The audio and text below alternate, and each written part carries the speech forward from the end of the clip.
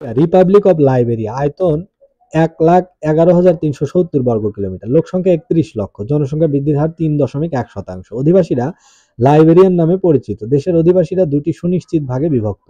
৫৪.৮% স্বাক্ষর, অনেক কথ্য ভাষা প্রচলিত, সরকারি ভাষা ইংরেজি।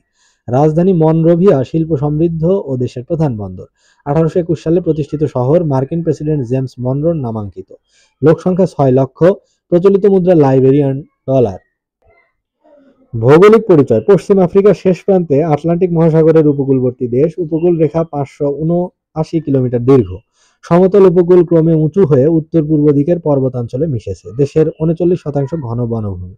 খনিজ সমৃদ্ধ দেশ। অর্থনীতি: গৃহযুদ্ধ ও অশান্তির ফলে অর্থনীতি খুবই বিপর্যস্ত। জল, খনিজ সম্পদ, বনভূমি ও কৃষির উপযোগী আবহাওয়া সত্ত্বেও দেশের সব অর্থনৈতিক তৎপরতা এক জায়গায় থেমে আছে। ৭.৫ লক্ষ লোক প্রতিবেশী দেশে আশ্রয় নিয়েছে। বিদেশি মূলধন উধাও হয়েছে। লাইবেরিয়া রপ্তানি করে আকরিক, লোহা, রাবার, কাঠ, কফি। লাইবেরিয়া আফ্রিকার সর্বাধিক রাবার উৎপাদনকারী দেশ। আমদানি করে চাল, খনিজ জ্বালানি, রাসায়নিক যন্ত্রপাতি, পরিবহন সরঞ্জাম, অন্যান্য খাদ্য ও ভোগ্যপণ্য। প্রশাসন ও সংবিধান: মার্কিন ধাঁচের প্রশাসন। দেশের শাসন দায়িত্ব প্রেসিডেন্ট, ভাইস প্রেসিডেন্ট ও মন্ত্রিমণ্ডলীর হাতে।